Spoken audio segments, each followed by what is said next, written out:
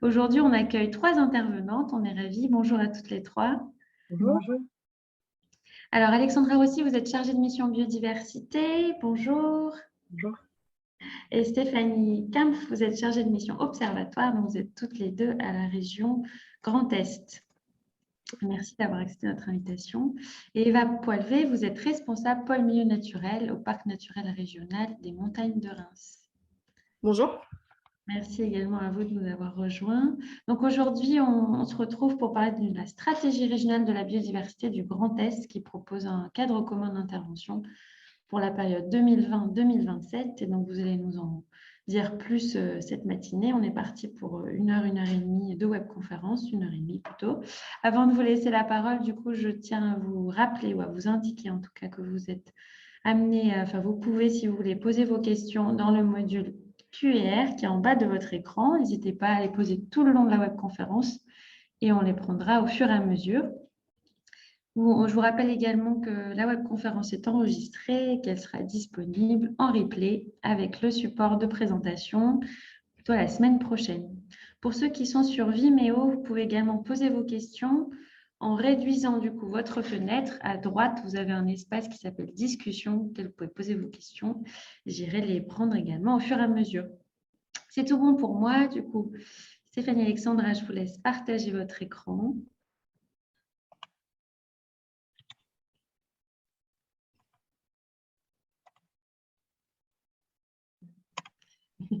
Capricieux. Ça arrive. Non, ça arrive. Ça vient. Il faut trouver les bons boutons.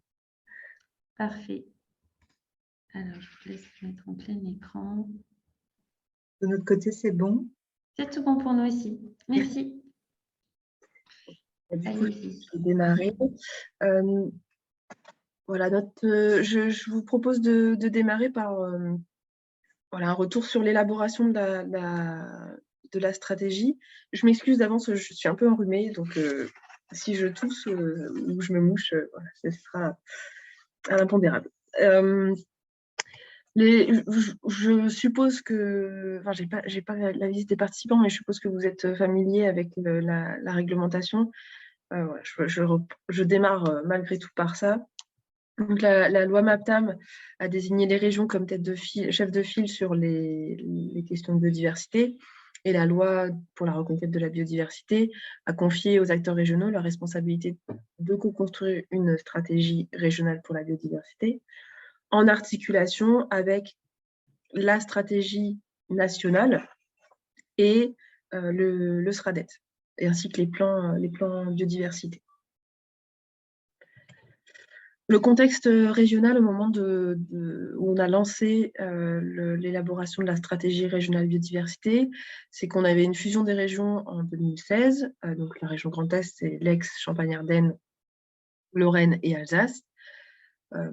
On avait l'élaboration du SRADET.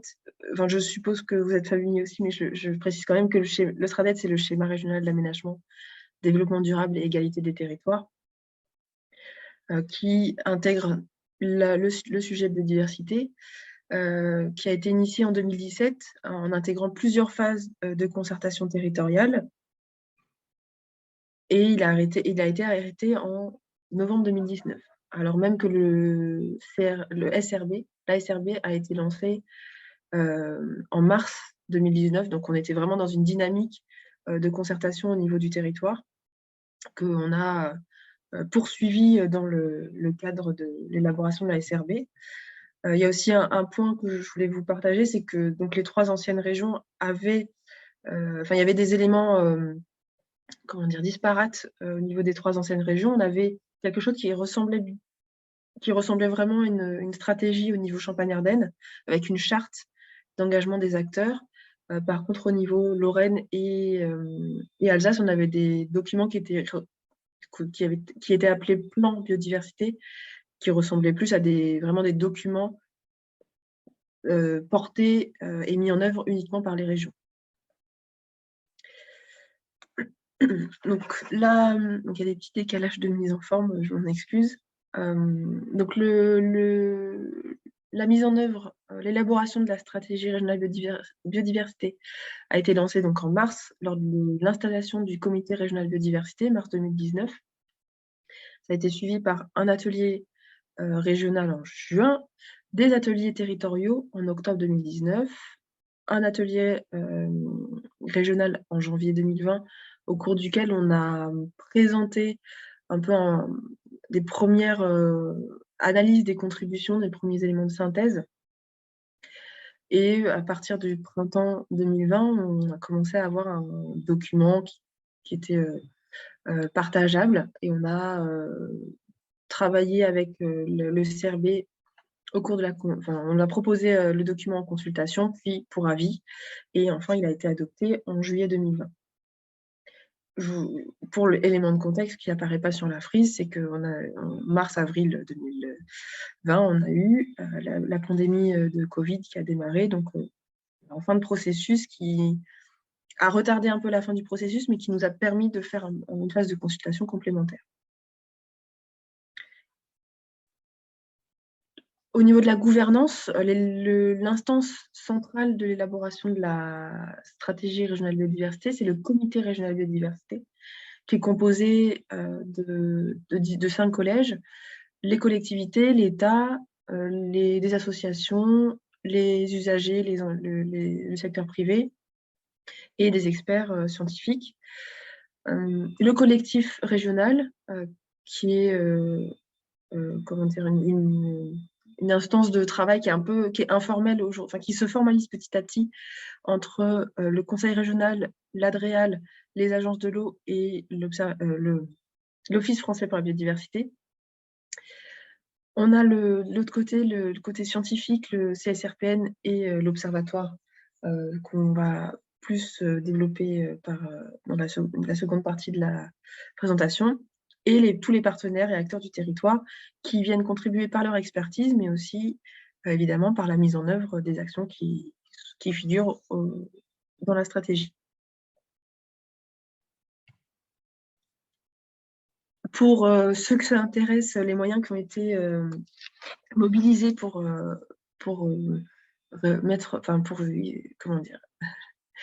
élaborer la stratégie. Donc j'ai estimé, c'est des estimations, on n'a pas fait vraiment le compte, mais j'ai estimé à 0,8 ETP de chargés de mission pendant toute la durée de l'élaboration, qui ont été consacrés à la coordination de l'élaboration de la SRB pendant l'ensemble du processus, l'organisation de la concertation, la coordination de l'écriture, de la contribution aussi à l'écriture, notamment sur le volet diagnostic. Et on a eu un bureau d'études qui a apporté un appui à la maîtrise d'ouvrage sur l'animation des ateliers et sur l'analyse des nombreuses contributions. Je reviendrai sur les chiffres par la suite. En termes de concertation, donc, comme je vous le disais, on a eu un premier atelier régional qui était vraiment sur le partage du diagnostic. Diagnostic qui s'est basé sur... On est reparti un peu sur la matière qu'on avait déjà. Donc, le diagnostic des schémas régionaux de cohérence écologique des 3 anciennes régions, qui avait été synthétisé pour le diagnostic du SRADET. Ça a été évidemment complété au moment de l'élaboration de la SRB, mais ça n'a pas, voilà, on n'est pas parti de zéro pour ce diagnostic. Ensuite, les séminaires territoriaux ont permis d'aller un peu plus sur la partie action, enjeu, en se basant sur des éléments de vision qui avaient été déjà énoncés lors du premier atelier régional. Et ensuite, un deuxième atelier régional a permis de présenter des actions un peu plus, analyser les propositions qui ont été, je la refais, les propositions des services, des séminaires territoriaux ont été analysées, priorisées et présentées lors du séminaire régional. Donc là, on a pu avoir un premier retour des membres du CRB et ensuite une phase de consultation sur un projet qui était déjà un peu plus avancé. Au démarrage du processus, on a demandé aux acteurs qu'est-ce qu'ils attendaient de la SRB. Les mots qui ressortent, c'était une SRB ambitieuse, concrète, efficace, réalisable et pragmatique.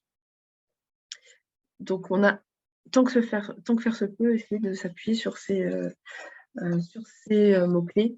Et je je pense qu'on a plutôt relevé le défi. Pour l'organisation des séminaires territoriaux, on s'était appuyé sur un découpage de zones biogéographiques du territoire pour avoir une certaine cohérence dans des enjeux territoriaux. Donc, vous voyez que certains territoires sont pas forcément aisés pour rassembler les acteurs. Vous voyez par exemple le territoire Ardennes-Meuse qui est particulièrement étendu nord-sud. Pareil pour la Haute-Marne qui pour le coup est étendue est-ouest. Donc voilà, on a essayé d'avoir un peu une cohérence sur ce volet-là. Et j'y reviendrai après, mais malgré notre tentative d'avoir des ateliers territoriaux par territoire et par enjeu sur des territoires, voilà, des unités biogéographiques, on a une SRB qui est peu territorialisée. Malgré, on a eu quelques propositions très peut-être trop territorialisées pour un document régional, mais voilà, l'échelle du document est un vrai enjeu, a été et est encore un vrai enjeu. Concernant les participants aux ateliers régionaux, donc on a eu 271 participants sur l'ensemble des 6 ateliers. Principalement des collectivités, mais aussi des acteurs de l'État, des associations, des acteurs du monde agricole, des acteurs de l'énergie, de l'entreprise, et un petit peu... on a mis de côté les PNR qu'on aurait pu associer aux collectivités, et dans une moindre mesure, chasse et pêche et des universitaires. Et on a même une personne de l'armée, sachant que les terrains militaires, on y trouve des enjeux biodiversité. Et près de 1450 contributions qui ont été analysées avec l'appui du bureau d'études. Une masse importante de propositions qui étaient plus au niveau vraiment d'action, directement des actions concrètes. En général, quand on fait des ateliers, on a du mal on aimerait bien idéalement aller sur les enjeux, puis des objectifs et les décliner sur des actions. Et en atelier, la tendance des participants est d'aller sur des actions concrètes, opérationnelles. Une fois que les contributions ont été analysées, on a donc finalisé, on a fait une première proposition de document qui a été partagée avec les membres du comité régional biodiversité. Et sur la première phase de consultation, on a eu plus de 350 commentaires et propositions qu'on a intégrées donc dans le document, qu'on a finalisé et qui a été présenté en CRB. Et on a recueilli 29 avis favorables contre 8 avis défavorables. C'est plutôt voilà, une bonne nouvelle par rapport aux proportions, ce qui n'est pas énorme concernant puisqu'on a plus de 100 membres dans le CRB, donc la mobilisation sur les formulations d'avis était quand même limitée.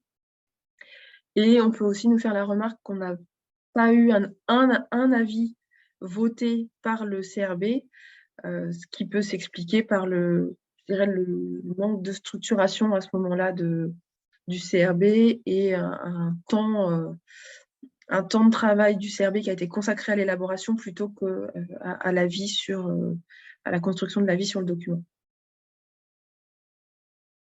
La question pourra peut-être être posée, mais les avis défavorables étaient plutôt du côté des acteurs agricoles qui étaient qui s'est cristallisé autour de certaines ambitions du document qui visaient à réduire l'impact de l'agriculture sur la biodiversité. Et malgré tout, ces acteurs agricoles étaient très volontaires pour s'impliquer dans l'ensemble des actions de la SRB. Donc au final, on a produit un document en 3 parties. Donc un diagnostic, une partie... si jamais je suis trop longue, vous pouvez me faire signe.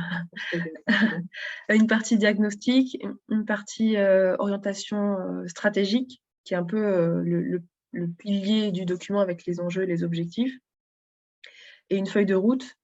On est une feuille de route avec l'ensemble des actions, près de 195 actions. On est arrivé, comme le disait Delphine, on a un cadre commun de référence, c'est-à-dire c'est un document qui a été vraiment co-construit par l'ensemble des acteurs du territoire. Ce n'est pas la stratégie du conseil régional, c'est la stratégie de l'ensemble des acteurs du territoire, ce qui permet de donner un peu des balises, des guides, des orientations pour les acteurs du territoire, les collectivités qui souhaitent se mettre en œuvre des actions en faveur de la biodiversité. Ça permet de bien définir les actions et les enjeux régionaux. On peut aussi noter qu'elle se caractérise par une démarche volontaire, c'est-à-dire que le niveau d'ambition du document a été largement alimenté par les acteurs, mais au final a été porté par le collectif régional pour la biodiversité, donc les principaux financeurs de la biodiversité en Grand Est. Elle permet une mise en cohérence des politiques concernant la biodiversité et à l'ambition, ça ne se fait pas en un claquement de doigts, mais d'intégrer la biodiversité dans les politiques publiques territoriales.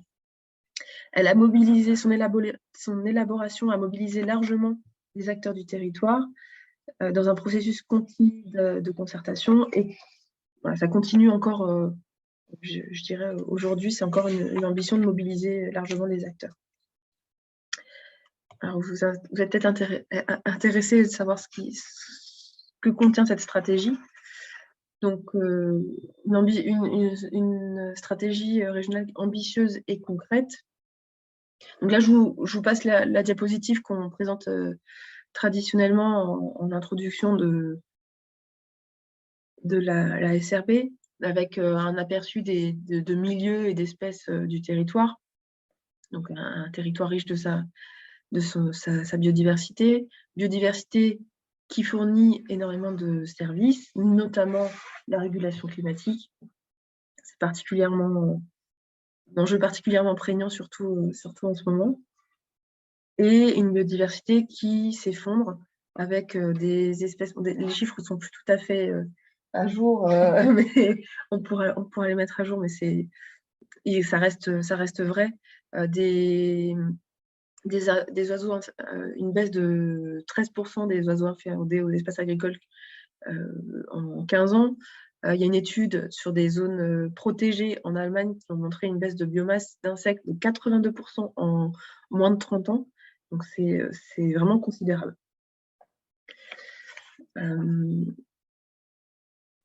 Et comme je vous le disais, les éléments de diagnostic ont été largement appuyés sur les travaux qui avaient été faits auparavant. Et les travaux de diagnostic ont été faits principalement en interne. Ce n'est pas le bureau d'études qui a travaillé dessus.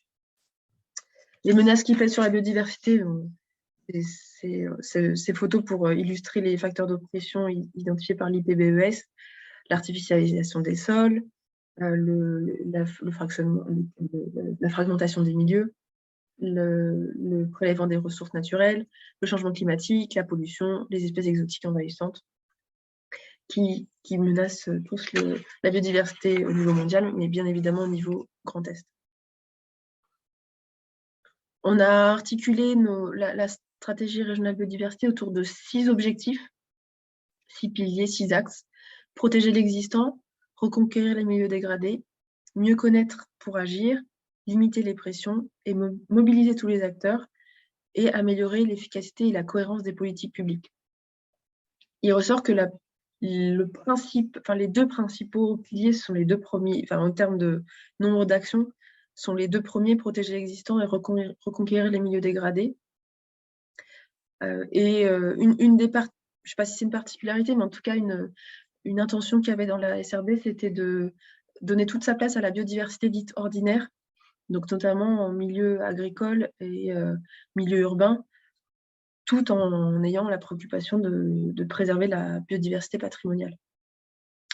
Ces 6 axes, on les a déclinés en ambitions concrètes et chiffrées, qui sont c'est un peu des objectifs vraiment très concrets qui permettent, et ça c'est un peu de la cuisine, aussi de la cuisine interne, ça permet aussi d'avoir des éléments facilement communicant pour les élus, qui permet de porter ensuite les messages liés à cette ESRB.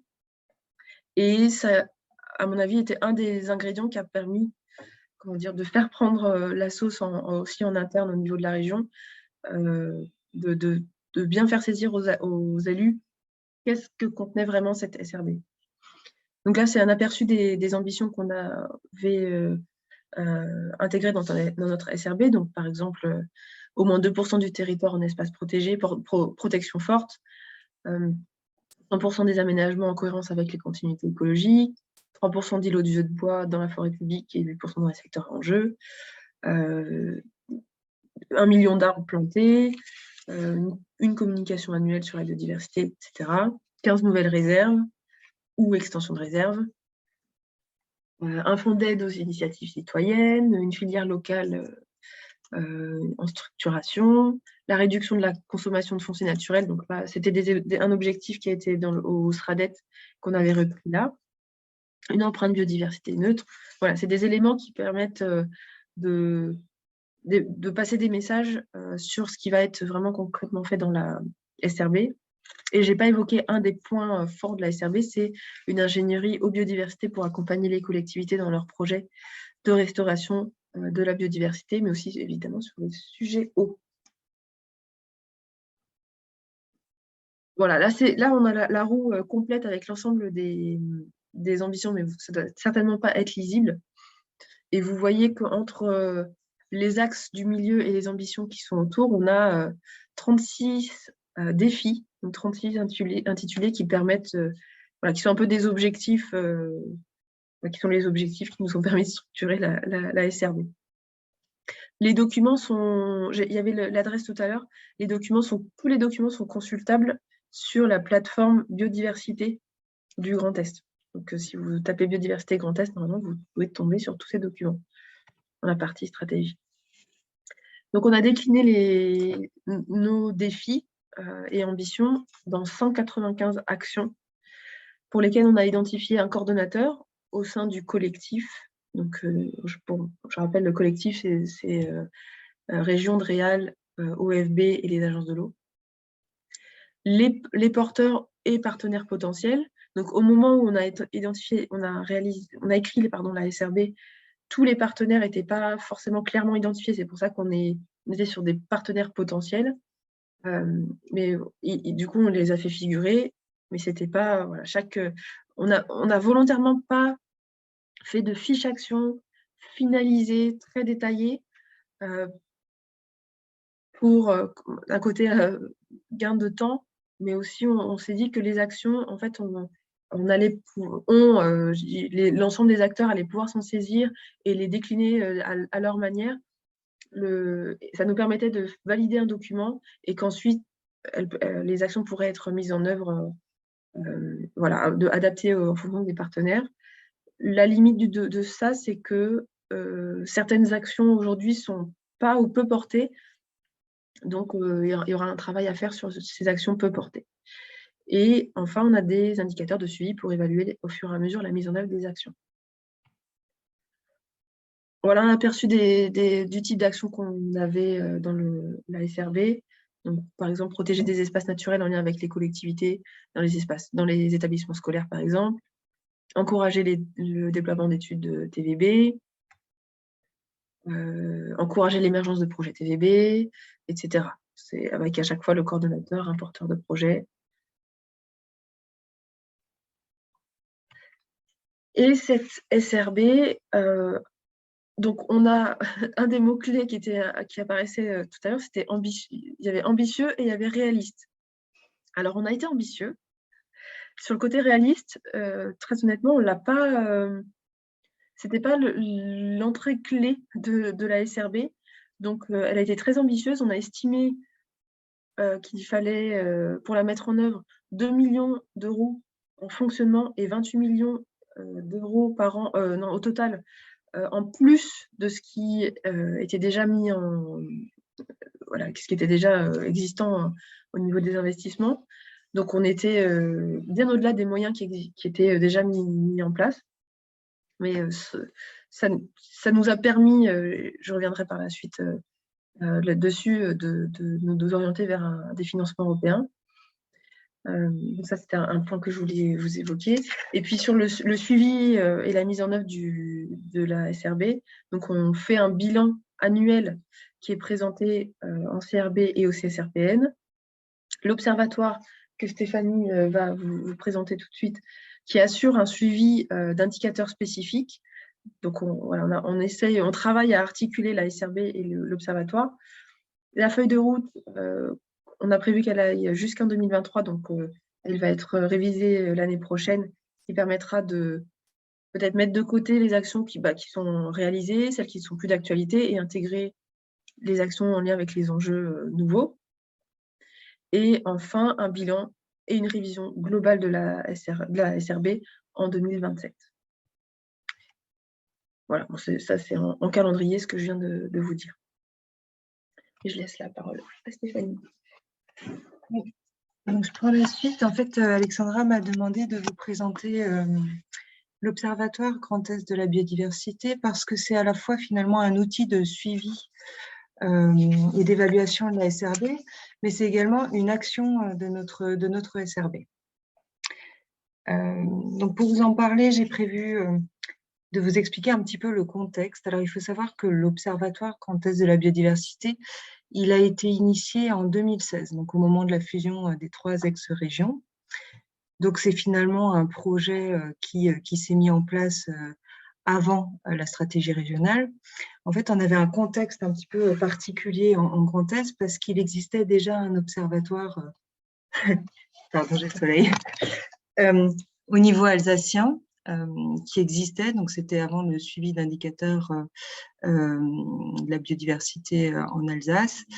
Il y avait un processus de préfiguration d'un observatoire en Champagne-Ardenne qui avait eu lieu, et puis des discussions, des échanges en Lorraine.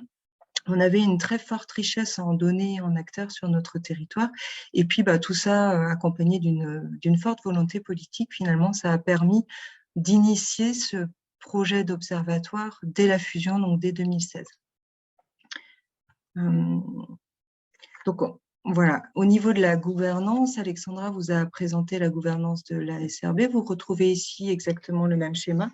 En fait, on a une gouvernance qui est à peu près identique que celle de la SRB. Au niveau de l'observatoire, on a le collectif régional qui va intervenir.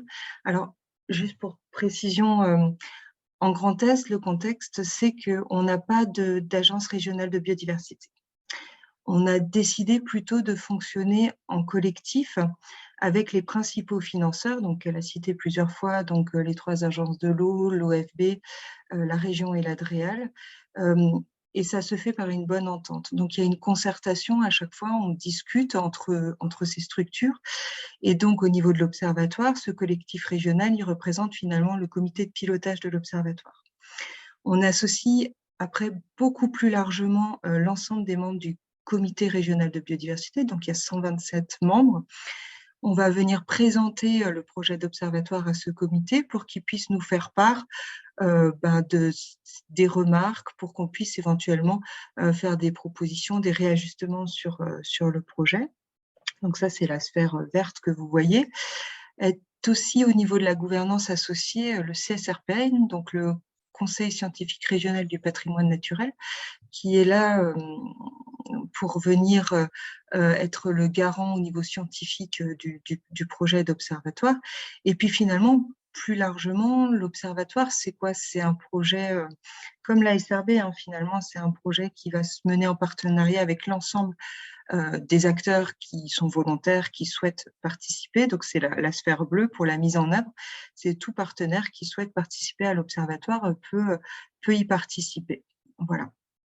Donc, au niveau de la gouvernance, on a quand même quelque chose d'identique finalement à la SRB.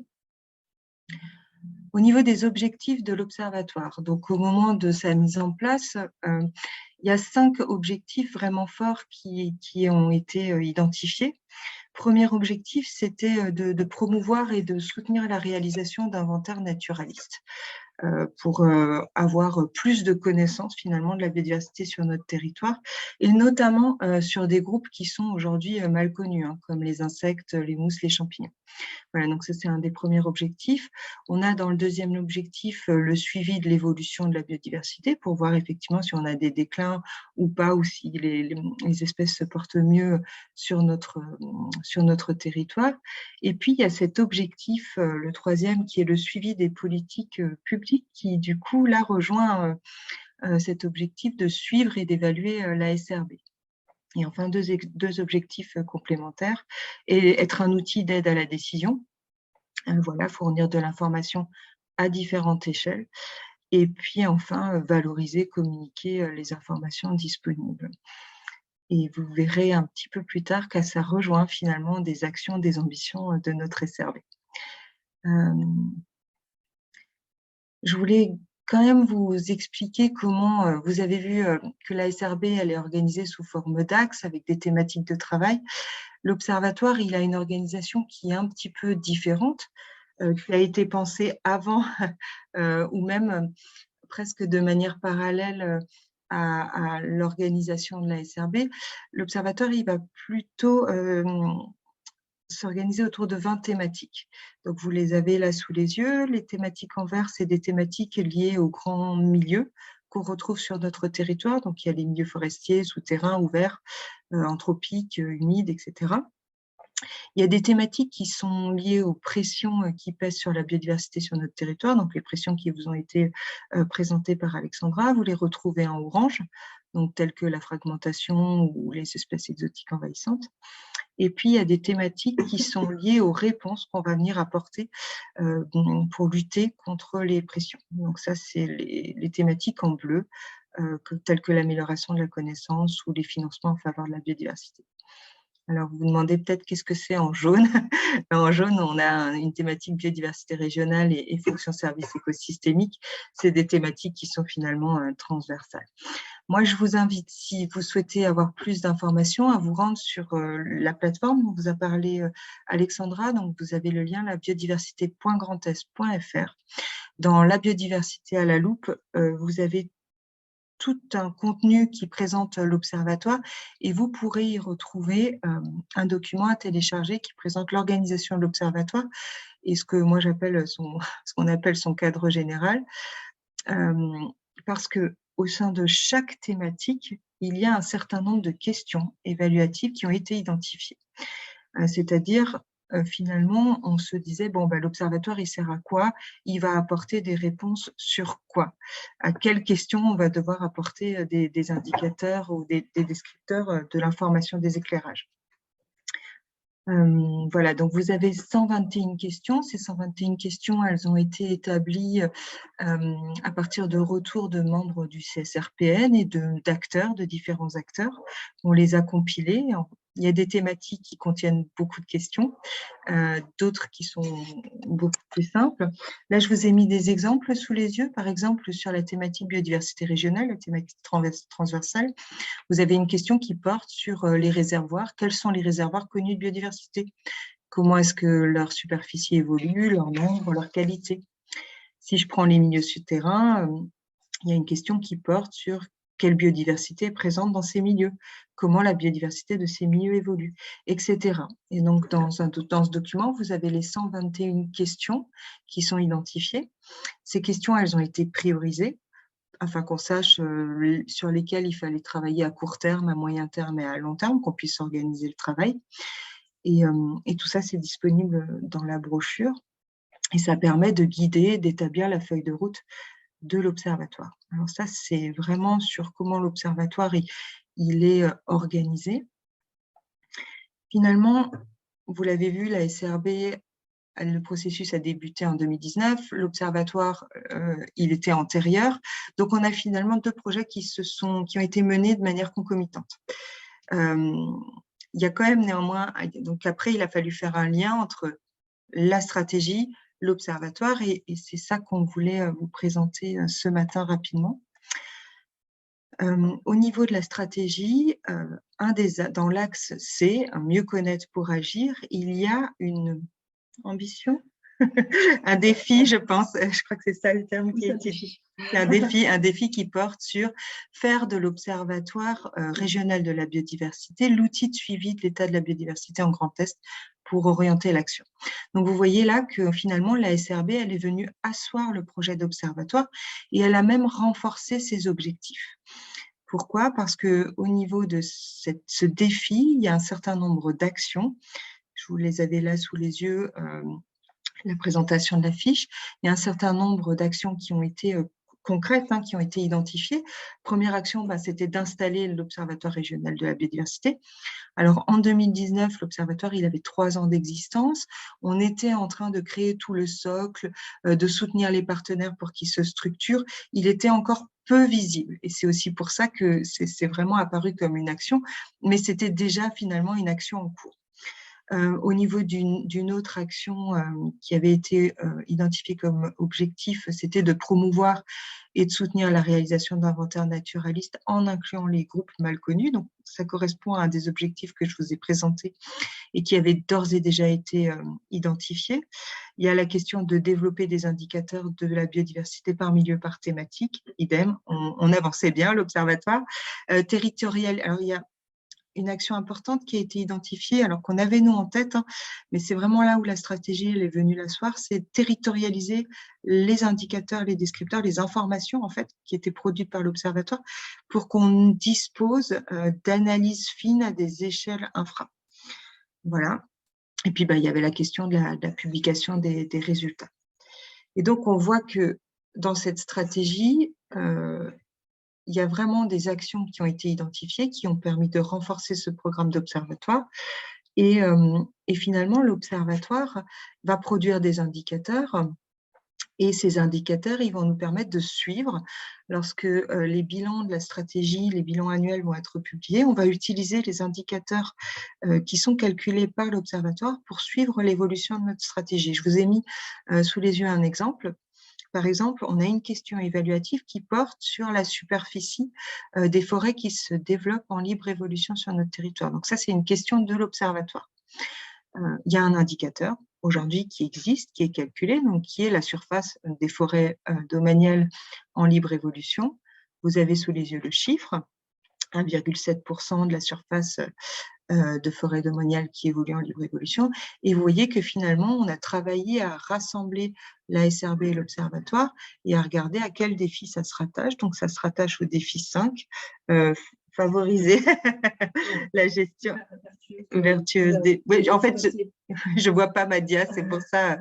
Et du coup, derrière, on va pouvoir avoir le chiffre et ça va nous permettre de savoir si on avance dans le bon sens, si effectivement ce qu'on met en place au niveau de la SRB fait qu'on améliore et où on atteint nos objectifs ou pas. Aujourd'hui, il y a 52 indicateurs de l'Observatoire qui ont été associés à la stratégie régionale de biodiversité. Voilà.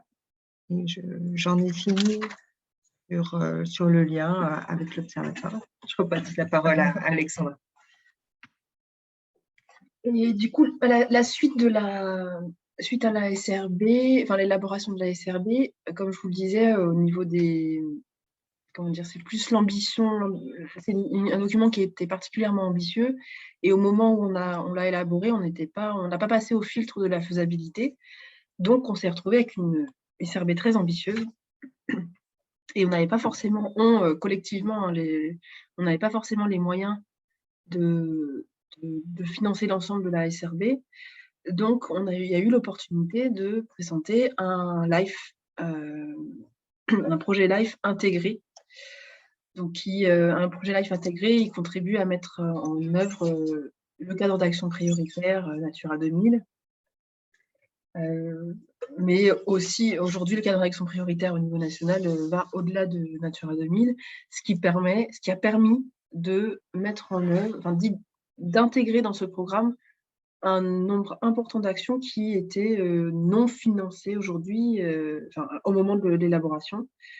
Donc, l'idée de ce LIFE intégré a été d'identifier les conditions pour passer à l'action, pour mobiliser l'ensemble des acteurs du territoire.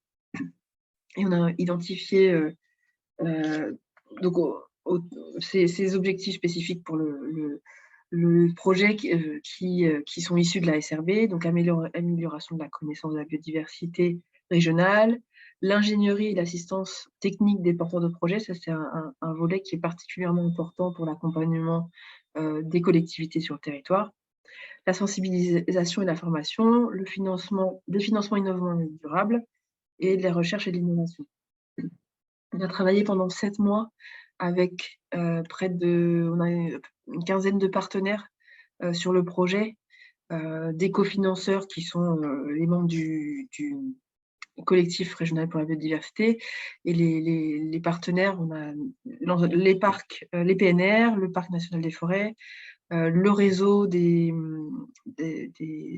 associations naturalistes et d'éducation à l'environnement, les conservatoires, les conservatoires d'espaces naturels, les conservatoires botaniques et la chambre d'agriculture. Donc, on a un projet aujourd'hui de 26 millions sur 10 ans.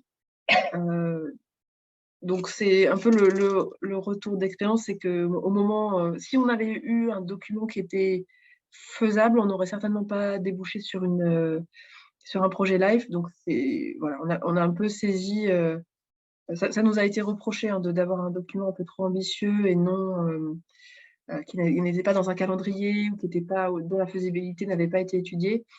Mais je dirais qu'on s'est quand même donné les moyens pour améliorer la faisabilité du document. Et si on fait un petit pas de côté sur l'élaboration du document et le document tel qu'il est aujourd'hui, on est sur un document qui est peu territorialisé. Quand on regarde le bilan, la feuille de route, on a très peu d'actions territorialisées, même si certaines actions je vous le disais, dans les ateliers régionaux étaient territorialisées. On avait malgré tout un objectif, suite aux fusions, à l'élaboration du SRADET, de faire région. Donc, identifier des enjeux, des objectifs communs, mobiliser les acteurs plutôt pour le Grand Est, plutôt que directement sur leur territoire. Il n'en reste pas moins qu'aujourd'hui, c'est une question qui se pose. Et comme on va avoir une mise à jour de la feuille de route l'année prochaine, ça pourrait être un axe de travail de plus territorialiser cette feuille de route. Comme je vous le disais aussi, un document très ambitieux, mais qui a permis quelque part de décrocher des financements européens, ce qui n'aurait peut-être pas été le cas si on avait eu un document qui était moins ambitieux et peut-être plus faisable en l'état. Une forte mobilisation des partenaires, aussi bien financeurs que l'ensemble des acteurs de la biodiversité sur le territoire. Vous l'avez vu, hein, on a évidemment l'association, mais il y avait aussi le secteur privé qui a participé à des ateliers territoriaux.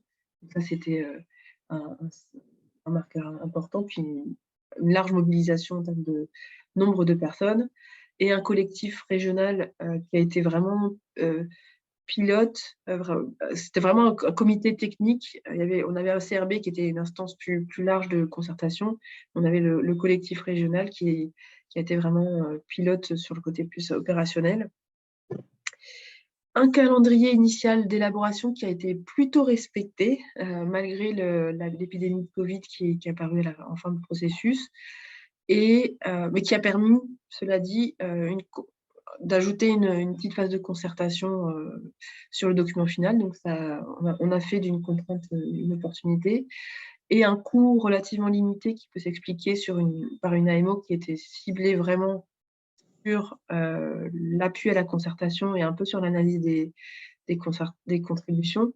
Mais sinon, sur la rédaction du document, c'était principalement les services qui les ont portés. Et enfin, un appui, donc cet AMO, un appui à la concertation qui était une vraie valeur ajoutée, parce que il y avait déjà beaucoup de choses qui ont été réalisées par les services, et un appui à la concertation a été vraiment, vraiment intéressant. Voilà pour mon regard sur ce qui, je pense, j'espère, partager.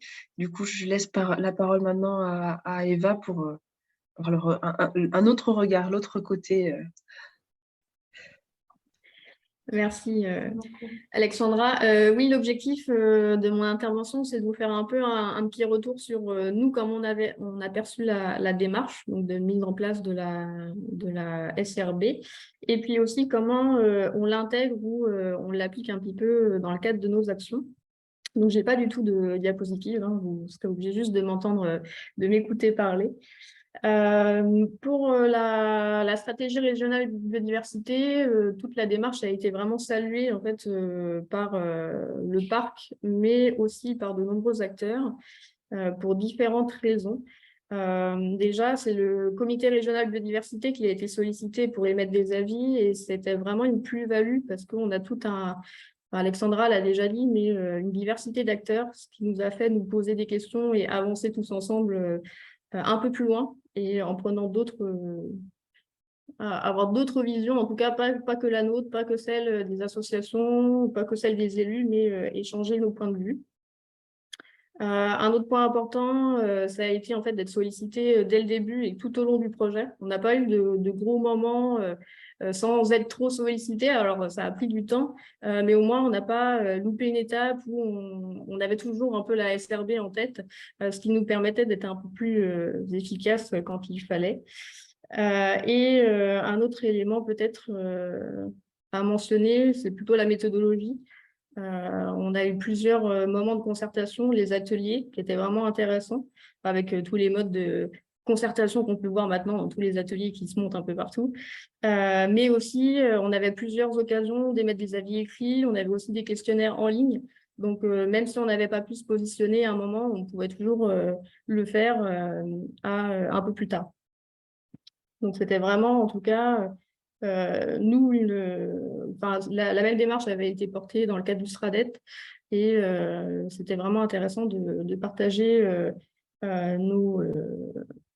nos problématiques, les enjeux qu'on pouvait voir sur le territoire dans le cadre de cette stratégie. Qu'est-ce que je peux dire sur la stratégie par rapport à la territorialisation? En effet, c'était un peu compliqué pour avoir participé aux ateliers territoriaux. En fait, la plupart des enjeux ou problématiques, on la retrouve quand même globalement à l'échelle régionale, ce qui fait que la territorialisation n'est pas tellement simple. Mais si je peux donner un exemple alors là, ce n'est pas dans le cadre de la stratégie régionale biodiversité, mais la DDT de la Marne porte par exemple un PAOT nature. Alors, PAOT, c'est un plan d'action opérationnel territorialisé, donc en faveur de la biodiversité. En gros, c'est un plan d'action à l'échelle du département qui met aussi tous les acteurs autour de la table et qui donne des objectifs. Donc, en fait, ce PAOT s'appuie sur la stratégie régionale biodiversité et suit ses ambitions. Donc, elle ne l'applique pas forcément telle qu'elle, mais en tout cas, elle fait en sorte de mettre en place des actions en faveur de la stratégie. Donc, c'est vraiment quelque chose d'intéressant. Et la stratégie, finalement, elle a permis aussi comme l'a dit Alexandra, mais de se donner les moyens et des objectifs, que ce soit les parcs naturels régionaux travaillent depuis, et comme d'autres acteurs, depuis... Vous m'entendez encore? J'ai un problème avec le Zoom. Vous êtes toujours là, c'est bon. Les parcs naturels régionaux, comme d'autres acteurs, en fait, mettent des actions en faveur des milieux naturels et de la biodiversité depuis un certain nombre d'années.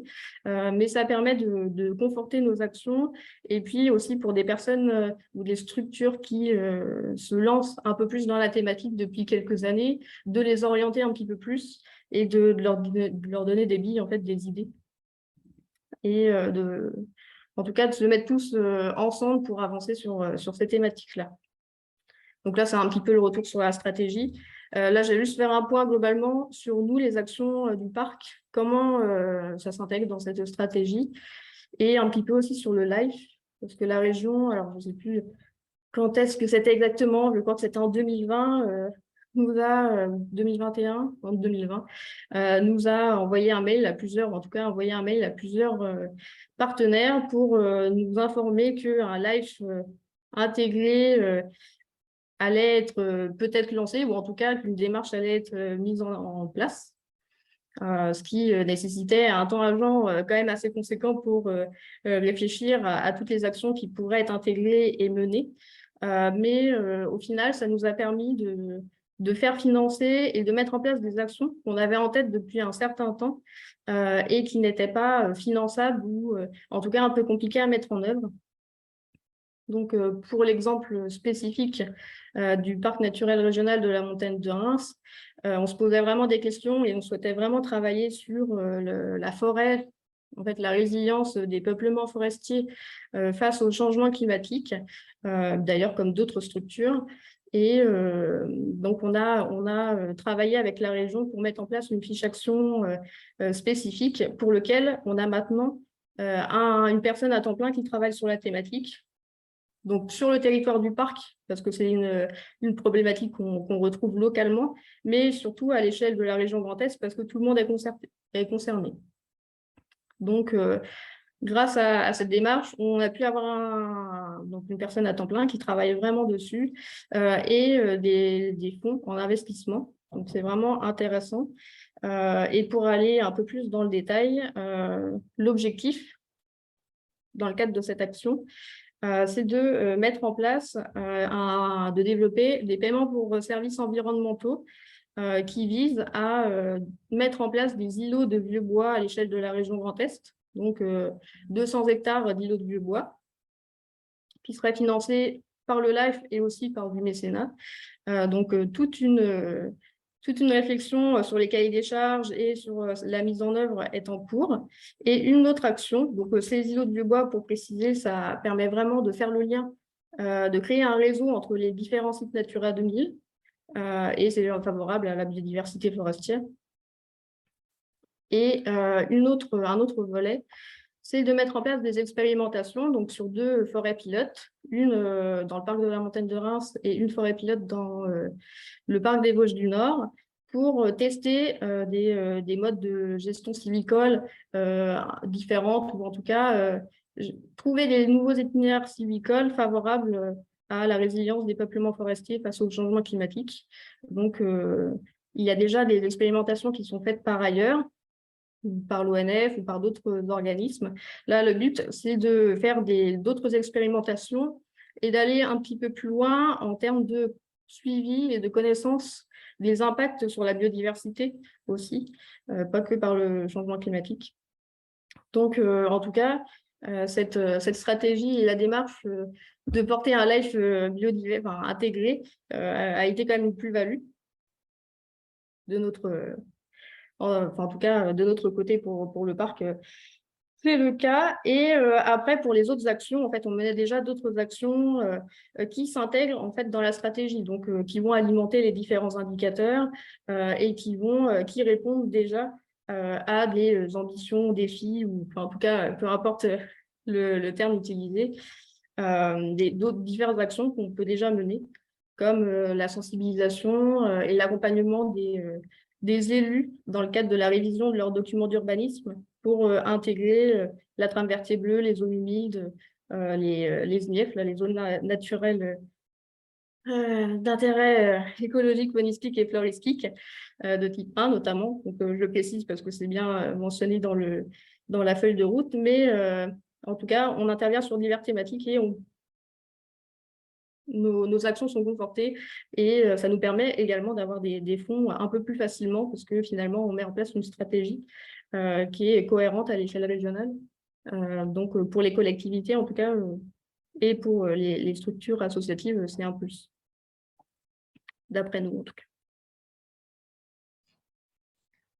Je ne sais pas si vous voulez que je précise quelques points, mais j'ai essayé de faire un petit peu le tour sans être trop précise.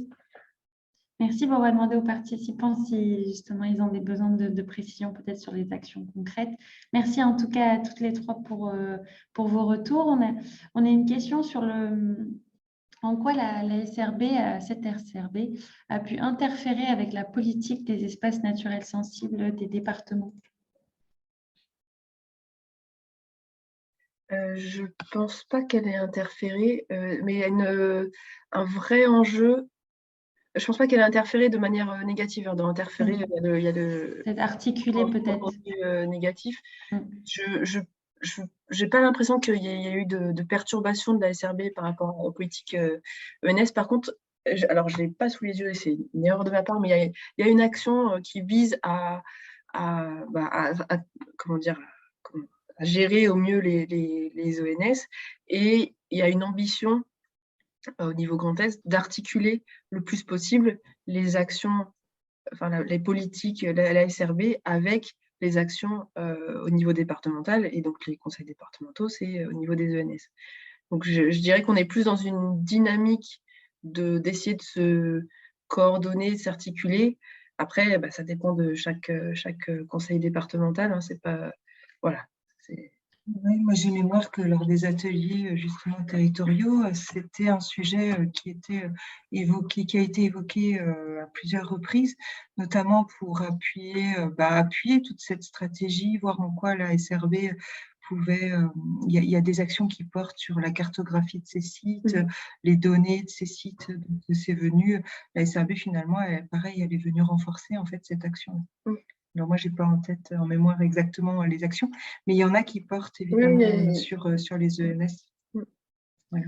Peut-être pour être plus précis sur cette articulation, quelle forme elle prend? Est-ce que du coup, vous compilez aussi les actions qui sont faites par les départements ou d'ailleurs d'autres échelles territoriales en disant ça, il y a toutes ces actions-là qui rentrent déjà dans ces axes et du coup dans la stratégie?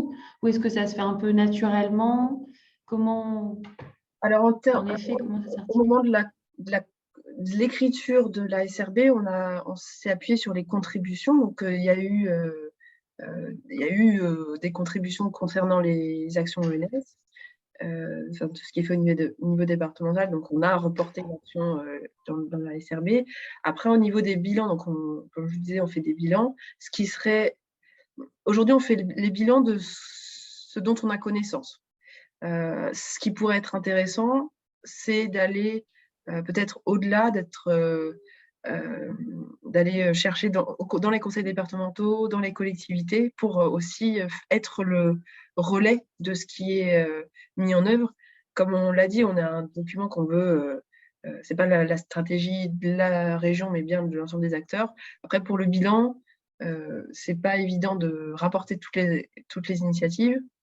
Cela dit, on a la plateforme biodiversité qui permet à l'ensemble des acteurs de valoriser les actions qu'ils mettent en œuvre. C'est-à-dire qu'ils peuvent localiser une action, la décrire, et voilà, ça permet à tout le monde d'avoir connaissance de ces actions-là. Et c'est dans l'idéal, on reprend au moins les bilans des actions, on en fait référence dans le bilan annuel de la SRB. Et je pense à quelque chose, c'est peut-être une question complètement bête. Dans le cas où il y aurait une stratégie départementale dans des départements, est-ce que la SRB pourrait pareil se coordonner, ou est-ce que du coup on a une SRB assez complète, ça nous évite d'avoir une stratégie départementale, ou est-ce que ça vaut comment le coup et comment les deux pourraient s'imbriquer? Alors le cas s'est pas présenté, mais si je me réfère à ce qu'on a pu connaître sur l'élaboration de la trame verte et bleue, il y a des territoires, au moment de l'élaboration des schémas régionaux de cohérence écologique, il y a des territoires qui étaient très avancés sur la trame verte et bleue. Donc du coup, on s'est appuyé sur ce qui existait déjà pour l'intégrer à la trame verte et bleue nationale. Donc j'imagine que si au moment de la mise à jour ou de la révision, on a des stratégies départementales, c'est plutôt très bien, ça permettra d'alimenter la SRB régionale et de contribuer à sa territorialisation, de mon point de vue. Hein, voilà. Merci. Je crois qu'il y en a encore peu des stratégies départementales, mais des départements qui se lancent. On avait une question, est-ce que les départements ont été sollicités pour le financement de cette SRB et de l'ORB? Alors, les actions de l'ORB, En fait, l'observatoire, il y a deux axes dans l'observatoire. Il y a une partie qui est de concaténer des informations existantes. Donc, au niveau des départements, aujourd'hui, à ma connaissance, il y a peu de travaux qui ont été engagés, donc des financements venant de leur part Je les ai pas en tête. Par contre, on a, vous l'avez vu, une thématique sur tout ce qui est action de conservation. Dans le cadre des ENS, les départements, du coup, ils agissent. J'ai pas encore eu le temps d'entamer vraiment les travaux de ce côté-là, mais quand on développera des indicateurs, des suivis sur ces ENS, ils seront mobilisés et à ce titre-là, du coup, ils contribueront humainement, mais du coup aussi financièrement à alimenter l'observatoire. C'est juste pour la partie observatoire. Pour la partie SRB, de fait, les départements, voilà, en finançant le volet ENS, ils contribuent à la SRB. Après, au-delà de ça, à ma connaissance, il n'y a pas de... Je crois qu'il y a un département. Alors, du coup, voilà, par exemple, je sais que le département des Vosges contribue à de la financement de plantation de haies. Il contribue aussi à la connaissance naturaliste en finançant des inventaires sur les bryophytes et ça alimente l'observatoire. Donc, en fait, il y a la Meurthe-et-Moselle contribue à la conception de projets de restauration de la trame verte et bleue. Ce n'est pas du tout exhaustif, ce que je vous dis, mais j'ai connaissance que certains départements financent certaines actions qui sont dans la SRB. Oui, ils participent en finançant les acteurs directement. Finalement, nous, au parc, on est aussi financé en partie par le département pour notre plan d'action trame verte et bleue, par exemple, ou pour des actions très concrètes. Donc, ça se fait par ce biais-là, finalement. Par les actions, au final, des départements sur la biodiversité, en fait, naturellement. Il n'y a pas eu un financement précis pour dans les montants que vous nous avez affichés des départements. Ça dépend vraiment de la volonté politique de chacun des départements. Merci. On avait une autre question. Avez-vous un outil SIG qui est à disposition des partenaires pour les données biodiversité et leur évolution pour territorialiser et envisager des actions locales? Il y a quelque chose dans les tiroirs là. Alors voilà, c'est un peu, pour l'instant on l'a pas trop évoqué vers l'extérieur, mais donc dans un des objectifs de la SRB, je l'ai évoqué avant, il y a la territorialisation des indicateurs et des informations. Donc on a bien identifié cette action, on y travaille actuellement. On est en train de concevoir un module de territorialisation des informations qui sera à terme disponible sur la plateforme biodiversité.grandest.fr. On lance aujourd'hui ou demain une enquête aux acteurs de notre territoire pour qu'ils nous fassent remonter leurs besoins en termes de territorialisation des informations. Suite à ça, on va faire une synthèse et l'année prochaine, on va avoir un prestataire qui va travailler à concevoir ce module.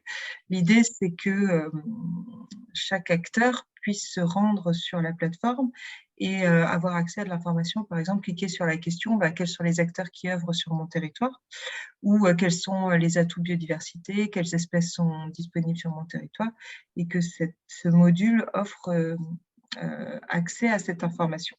L'idée, c'est d'avoir des diagnostics un petit peu automatiques sur les territoires. Donc ça, c'est une action en cours.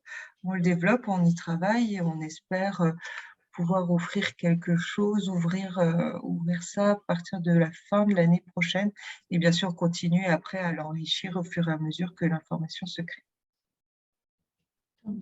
Merci. Il y a une autre question sur les pourcentages de 40% des collectivités. Donc, au tout début de votre présentation, Alexandra, est-ce que vous pouvez nous donner quelques détails sur les collectivités territoriales qui étaient présentes? Alors, j'ai plus en tête, mais il y avait comme département, communes. Tous les échelons. Oui, il y avait même des communes, donc au niveau vraiment plus local. De petites communes, parfois engagées, qui étaient là. Ouais. Il y avait les départements, ça c'est sûr, ils étaient là. Parfait. Et puis, une dernière question sur l'UICN qui se positionne de plus en plus, l'Union internationale de conservation de la nature, et le comité français qui se positionne de plus en plus en accompagnement auprès des régions pour écrire cette stratégie régionale. Est-ce que vous avez fait appel à eux, au groupe de travail qu'ils ont monté? Moi, j'avais lu le guide. Il y avait un guide d'élaboration de stratégie régionale biodiversité, donc je m'en étais inspirée, je m'étais appuyée dessus. pendant l'élaboration, j'ai pas eu trop l'occasion de prendre contact avec eux, mais après, a posteriori, on a fait on a eu un échange. Et puis là, encore dans la mise en œuvre, on fait partie des groupes de travail. Et du coup, c'est intéressant d'avoir leur regard sur la manière dont on a monté le projet, comment on aurait pu améliorer, et aussi les points forts, hein, notamment, je l'ai dit, mais un calendrier qui était quand même relativement resserré et un coût tout à fait raisonnable pour vraiment l'élaboration du document. Mais voilà, du coup, pour l'élaboration, je me suis appuyée sur le guide. Après, je suppose qu'ils sont quand même assez disponibles si on a besoin d'un appui, d'un regard. Surtout comme ils peuvent faire un benchmark avec les autres Oui, c'est ça. territoires, ça peut donner des idées. Vous avez pu rencontrer ou regarder les stratégies d'autres régions, parce qu'il y a la moitié de nos régions qui sont dotées de stratégies régionales pour la biodiversité, il me semble. Au démarrage, j'avais fait Outre-mer. un benchmark des stratégies qui existaient. Ça permettait de voir aussi ce dont on pouvait avoir envie ou pas en termes de documents, de présentation, de communication. Donc ça, c'était intéressant de pouvoir voir ce qui était fait dans les autres territoires. Dieu merci. On n'a plus d'autres questions. Je vérifie ici sur Vimeo. Monsieur Collier qui nous posait la question sur SRB et politique ENS, qui nous précisait qu'interférer n'avait pas une dimension négative dans sa question. Merci pour Merci pour la précision. Et ben je vous propose qu'on s'arrête là puisqu'on n'a pas d'autres questions.